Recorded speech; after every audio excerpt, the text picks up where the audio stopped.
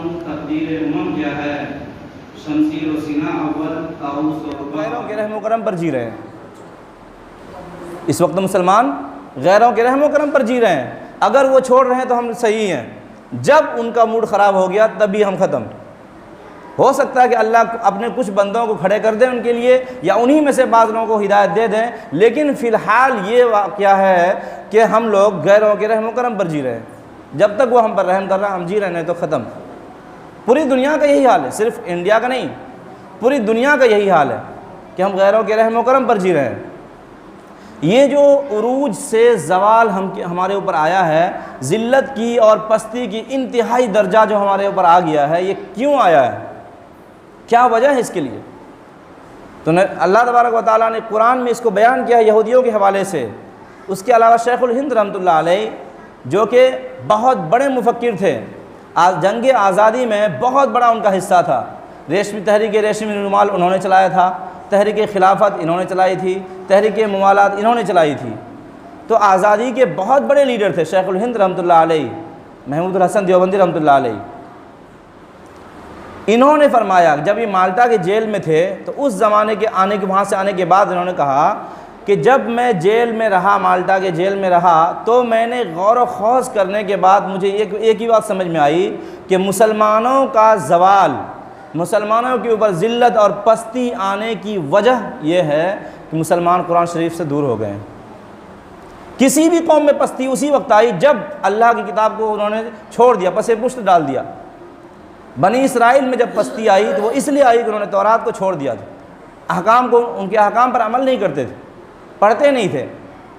तो शेखुल हिंद फरमाते हैं कि सब का निचोड़ ये निकला कि कुरान शरीफ से हमारी दूरी हो गई है, और कुरान शरीफ का दूर होना हमें ज़लील कर देता है, हमें ज़वाल तक पहुँचा देता है।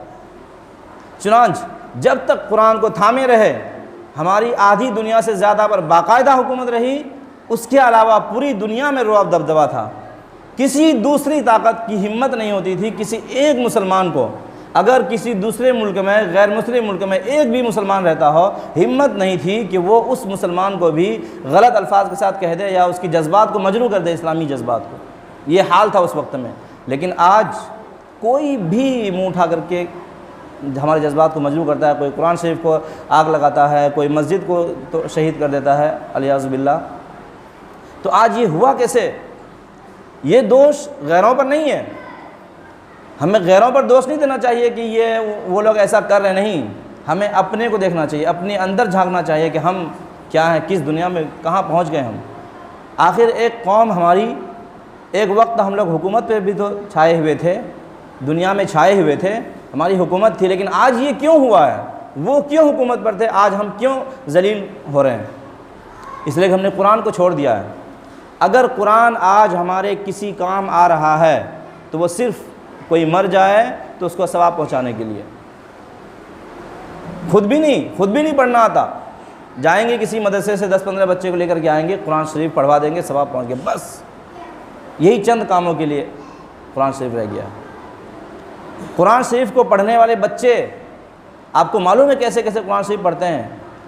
अपने माँ बाप से दूर, कोई 2000 किलोमीटर दूर, कोई 1000 किलोमीटर दूर, इतनी दूर दूर से अपने माँ बाप को छोड़कर, छोटे छोटे बच्चे अपने माँ बाप को छोड़कर दूसरों के यहाँ जाकर, दूसरी जगह में रह करके इस कुरान शरीफ को पढ़ना सीखते हैं। उसके बाद इतनी कुर्बानियाँ देने के बाद तब कौम में जाते हैं, कौम की खिदमत करते हैं, कौम की उन खिदमत को करते हैं। अगर वो इस खिदमत को अंजाम ना दे तो कौम का हर शख्स गुनहगार होगा। सबको मालूम ही होगा कि इल्म का इतना सीखना जितना से कि उसका दीनी काम चल सके। नमाज पढ़ना है तो नमाज के ज़रूरी मसाइल, कुरान शरीफ पढ़ना है तो कुरान शरीफ सीखे। और भी जो रोज़ा, हज, जो भी हमारी ज़िंदगी में इस्लामी मामलात आते हैं, उन चीज़ों को सीखना फ़र्ज़ आइन है, हर शख्स के ऊपर फ़र्ज़ है। लेकिन पूरे दीन का सीखना ये फ़र्ज़ किफ़ाया है। कुछ लोग अगर सीख ले तो मुसलमानों के सर से वो वबाल ख़त्म हो गया, बोझ ख़त्म हो गया। लेकिन अगर कोई भी ना सीखे तो फिर सिर्फ ये मदरसे में पढ़ने वाले बच्चे या चंद लोग जो कि इन चीज़ों को संभाले हुए हैं वो गुनहगार नहीं होंगे। कौम का हर शख्स, हर मुकल्लफ शख्स गुनहगार होगा। वो कितना ही मालदार हो, कितना ही गरीब हो, हर शख्स गुनहगार होगा। तो ये हमारे ऊपर एहसान है इन तलबा के जो इतनी दूर दूर से आकर के कुरान शरीफ को सीखते हैं, दीन के बड़े इल्म को सीखते हैं ताकि हमारे काम आ सकें। ये इनका एहसान है हमारे ऊपर, हमारा एहसान इनके ऊपर नहीं है।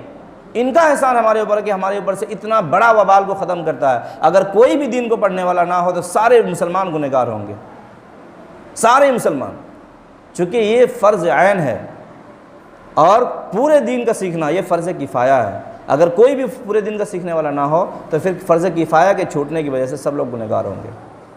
तो मैं कहना ये चाह रहा हूँ कि ये जो बच्चे इतनी दूर से आ कर के पढ़ते हैं तो हम उनको कितनी इज़्ज़त दे देते हैं। ज़रा दिल से लोग अपने दिल में ज़रा गौर करें, अपने दिल से बताएं कितनी इज़्ज़त हम उनको देते हैं। उनको सिर्फ़ ज़िल्लत की निगाह से देखते हैं, ये गरीब बच्चे हैं, ये ऐसे हैं वैसे हैं, हम लोग पैसे वाले हैं। आम तौर पे लोगों में यही होता है, ऐसी निगाह से लोग देखते हैं। मेरे मोहतरम बुज़ुर्गों और दोस्तों, अगर सिर्फ़ पैसा इज़्ज़त देने का ज़रिया है तो बताइए नबी सल्लल्लाहु अलैहि वसल्लम अमीर थे कि गरीब थे? नबी सल्लल्लाहु अलैहि वसल्लम वो तो अक्सर व बेशतर होता था कि दिन में किसी एक टाइम पे कम से कम फाका होता था। कभी दोपहर में खाने का सामान नहीं है, खाना नहीं खाए सब लोग भूखे हैं, कभी शाम में खाना नहीं खाए सब लोग भूखे हैं, ये अक्सर होता था। और ऐसा भी बहुत होता था कि कभी कभी 2-2 3-3 दिन तक कुछ नहीं होता था खाने के लिए। नबी सल्लल्लाहु अलैहि वसल्लम के घराने भूखे रहते थे, पानियों पर गुजारा करते थे। तो नबी सल्लल्लाहु अलैहि वसल्लम क्या काबिल इज़्ज़त नहीं है? अल-इयाज़ु बिल्लाह सुम्मा अल-इयाज़ु बिल्लाह, कोई मुसलमान ऐसा नहीं कह सकता है। तो मर्तबा किस वजह से इतना ऊंचा है? इसलिए कि अल्लाह तबारक व तआला ने उनको आलियुल मर्तबत बनाया है। अल्लाह तबारक व तआला ने ऊंचा मर्तबा दिया है उनको, उनसे हम उन्हीं की इत्तिबा करते हैं। अब उनके इल्म को जो लोग संभाले हुए हैं उनकी भी इज़्ज़त करना ऐसे ही ज़रूरी है। लेकिन हम क्या कर रहे हैं आज? यही सब वजह है कि जो हमारे ऊपर ज़िल्लत सवार हो गया है। और कुरान शरीफ से दूरी, जब तक हम इनसे जुड़े रहेंगे कुरान शरीफ से दूरी नहीं होगी। जब हम उनको छोड़ देंगे कुरान शरीफ से दूरी हो जाएगी। कुरान शरीफ का दूरी फिर ज़िल्लत का सबब बनेगा। आपने सुना होगा इतने सारे इस्लामी ममालिक में बहुत ख़तरनाक मामला पेश आया है, उंदलुस के साथ में जो आया था, बहुत ही ख़तरनाक। इसके अलावा तो खिलाफत बनु अब्बासिया में करोड़ों लोगों को तातारियों ने ज़बह कर दिया, करोड़ों लोगों को। उसके अलावा लेकिन उंदलुस की तारीख़ को बहुत दर्द के साथ बयान किया जाता है, बहुत दर्द भरा समझा जाता है। आपको मालूम है ऐसा कैसे हुआ? उंदलुस में हुकूमत मुसलमानों की कायम हुई थी 92 हिजरी में। 92 हिजरी में इब्न ज़ियाद के ज़रिए से हुकूमत कायम हुई थी। उस वक्त 4 बड़े बड़े मुजाहिदीन दुनिया के 4 तरफ गए थे और सब जगह उनकी हुकूमत कायम हुई थी। उस वक्त इस्लाम बहुत दूर तक फैल गया था और बल्कि आधी दुनिया से ज़्यादा में उनका तसल्लुत हो गया था। इब्न ज़ियाद, उसके बाद ये हुकूमत ख़त्म हुई 898 में, यानी कि 806 साल के बाद, हुकूमत कायम होने के 806 साल के बाद। तो हुकूमत कायम कैसे हुई थी जबकि पूरी ईसाई हुकूमत थी, एक भी मुसलमान नहीं था उस वक्त। मुसलमान तो आगे बढ़ना शुरू ही कर रहे थे। फिर हुकूमत कायम हो गई और आखिर में जाकर के हुकूमत ख़त्म हो गई। क्यों? इस वजह से कि वो ईसाई उस वक्त को भूले नहीं थे कि हमारी हुकूमत को ख़त्म की गई है, हमें मारा गया है, हमारी हुकूमत दोबारा हमें हुकूमत लेनी है। भूले नहीं थे। जिस वक्त से उनकी हुकूमत ख़त्म हुई थी उसी वक्त से वो साजिशें कर रहे थे कि हमें दोबारा काबिज़ होना है, हमें इस हुकूमत पर दोबारा काबिज़ होना है।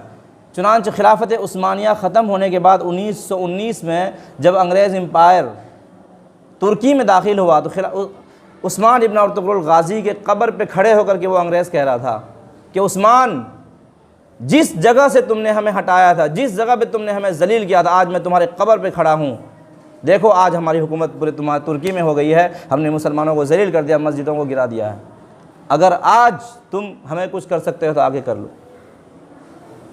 उनकी इतनी हिम्मत हो गई, तुर्की में जहाँ पर इस्लामी हुकूमत सबसे लंबी इस्लामी हुकूमत चली है, वहाँ पर आकर के इन्होंने ये ऐलान किया और उस इस्लामी हुकूमत को कायम करने का सबसे बड़ा लीडर उसके कब्र में खड़े होकर के ये कह रहा था। चूँकि वो उस वक्त को नहीं भूले थे, जिस वक्त उनकी हुकूमत ख़त्म की गई थी वो उस वक्त को नहीं भूले थे। और मुसलमान उसी वक्त तक हुकूमत पर रह सके जब तक कुरान से जुड़े रहे, जब तक अहकाम इलाही पर अमल करते रहे, तभी तक वो हुकूमत पर कायम रहे। और जैसे ही उनके अंदर अय्याशी आई हुकूमत ख़त्म हो गई। मैंने जो शेर पढ़ा था उसमें है, मैं तुझको बताता हूँ तकदीर उमम क्या है, कि उम्मतों की तकदीर जो लिखी हुई क्या तकदीर है, शमशीर व सीना अव्वल, ताऊस और रुबाब आखिर, कि जब महारत, जंग में महारत होती है, शमशीर और सिनान, तलवार, नेज़े उनके हाथों में होते हैं, जब तक वो इन चीज़ों में मजबूत होते हैं तो वो होते हैं, जो कुरान शरीफ उनके हाथ में होता है तब वो जाकर के हाकिम होते हैं, उस वक्त में बहुत आला मर्तबे पर होते हैं। जब ताऊस और रबाब, ऐशो इशरत उनके अंदर आ जाता है तब वो जलील हो जाते हैं, उनकी हुकूमत ख़त्म हो जाती है। खिलाफत बनु अब्बासिया के सबसे आखिरी लीडर को उनके घरों से घसीट कर निकाला गया था। ये सब अय्याशियाँ आ जाने की वजह से, जब अय्याशी आ जाती है तो मुसलमानों की हुकूमत ख़त्म, जलील हो जाता है मुसलमान, जो चाहे उनको गालियां दे सकता है, जो चाहे रास्ता चलते उनको मार सकता है। क्या आज ऐसा नहीं हो रहा है? पूरी दुनिया में तो हो ही रहा है, लेकिन दुनिया को छोड़िए, हमारे भारत की बात कीजिए, क्या यहाँ ऐसा नहीं हो रहा है? चलते हुए मुसलमान को इस्लामी हैत पर अगर चल रहा हो, अगर इस्लामी अलामात उसके अंदर मौजूद है तो उसको डर लगता है पता नहीं कब मोब लंचिंग हो जाए, कौन हमें कहाँ पर पकड़ ले। जो बिना इस्लामी हैत के चलते हैं, पैंट शर्ट जीन्स में चलते हैं, बगैर दाढ़ी होते हैं, उसके अंदर इस्लामी कोई अलामत नहीं होती, उसकी बात जुदा है, वो गैरों में तो वो तो उन्हीं की जैसे हो गए। लेकिन इस्लामी हैत के साथ चलने में लोगों को बहुत डर है आज, क्योंकि कहीं भी उनके साथ कुछ भी हो सकता है, कहीं भी किसी मस्जिद को भी कब्ज़ा किया जा सकता है, मंदिर में तब्दील किया जा सकता है। क्या नहीं हो रहा है ऐसा?